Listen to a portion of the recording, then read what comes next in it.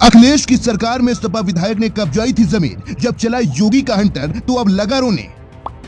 अपना पड़ोसी अपने ही धर्म का बंदा, उसी से छीन ली जमीन, दबंगई की छाप छोड़ना था मकसद।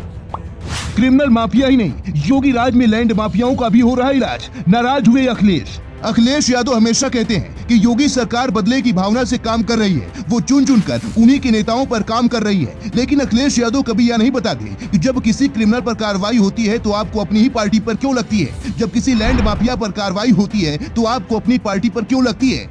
समाजवादी पार्टी के कितने ही ऐसे विधायक हैं जिन पर जबरन जमीन कब्जाने को लेकर लोगों को धमकाने, जमीन तक लिखवाने के मामले दर्ज हैं। उनमें आजम खान और इरफान सोलंकी जैसे बड़े नेताओं का नाम भी शामिल है। अब इस लिस्ट में एक और नाम जुड़ गया है। इस विधायक के कारनामे आपके कान खड़े कर देंगे, क्योंकि विधायक जी जमीन कब्जाने दूर भी नहीं गए, बल्कि अपने ही गांव में सरकारी जमीन पर कब्जा कर लिया। और सरकार अपनी थी तो गांव के लोगों को डरा धमका कर बैठा दिया। लेकिन कहते हैं जब वक्त बदलता है तो मुर्दे भी बोलने लगते हैं। योगी सरकार ने लैंड माफियाओं पर कार्रवाई शुरू की।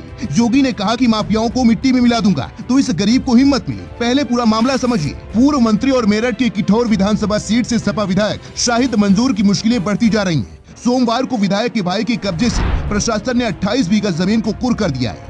राजकीय संपत्ति गंग नहर की भूमि पर सपा विधायक शाहिद मंजूर और उनके भाई मोहम्मद आरिफ मंजूर पर कब्जे का आरोप लगा था। इसके बाद मवाना तहसील प्रशासन ने शाहिद मंजूर के भाई की उपयोग में ली जा रही जमीन पर कुर्की की कार्रवाई की। इस मामले में 2022 में मंत्री के पैतृक गांव के मोहसिन नामक व्यक्ति ने करीब 30 बीघा जमीन पर विधायक और उनके परिवार पर कब्जा करने की शिकायत की थी। आरोप था कि 2012 में प्रदेश में सपा सरकार होने के चलते उन्होंने सरकारी जमीन का पैनामा करा लिया। इस पर संज्ञान लेते हुए संबंधित तहसील के अफसरों को जाँच करने के आदेश दिए गए थे। इस 30 बीघा जमीन में से 2 बीघा जमीन पर खड़े फसल पर कुछ ही दिन पहले प्रशासन ने ट्रैक्टर और जेसीबी चलाई। और तहसीलदार मवाना आकांक्षा जोशी ने बताया 2022 में पूर्व मंत्री शाहिद मंजूर द्वारा जमीन कब्जाने की शिकायत की गई थी।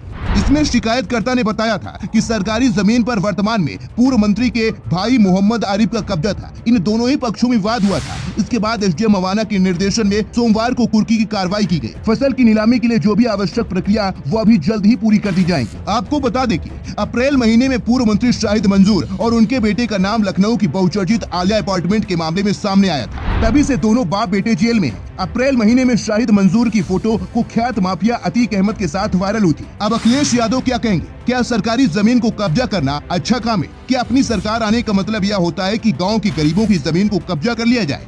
आपका इस पर क्या कहना है? कमेंट करके हमें जरूर बताएं।